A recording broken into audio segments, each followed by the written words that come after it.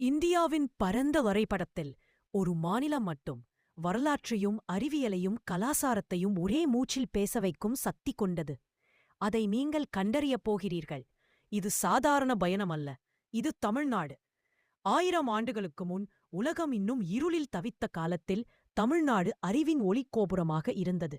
சங்க இலக்கியம், வானியல், கட்டிடக்கலை, எத்தனை துறைகளில் எத்தனை சாதனைகள்! உலகின் மிக உயர்ந்த கோயில் கோபுரங்கள், மிக பழமையான உயிரோட்டம் கொண்ட மொழி, ஜியாமெட்ரியில் அதிசயங்களை எழுதிய கட்டிடங்கள், இதெல்லாம் ஒரு மாநிலத்தில் மட்டும் தமிழ்நாடு.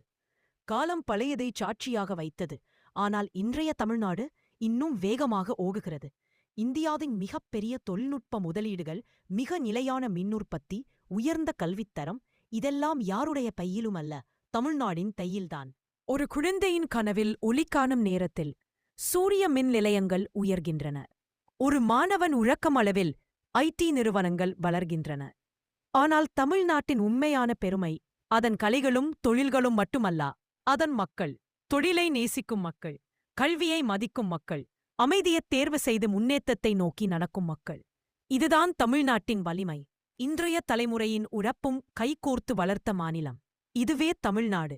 உறுதியான வரலாற்றின் நிலம், அசைக்க முடியாத கலாச்சாரத்தின் மண், முன்னேற்றத்தை வழிபடும் மக்கள் வாழும் இடம்.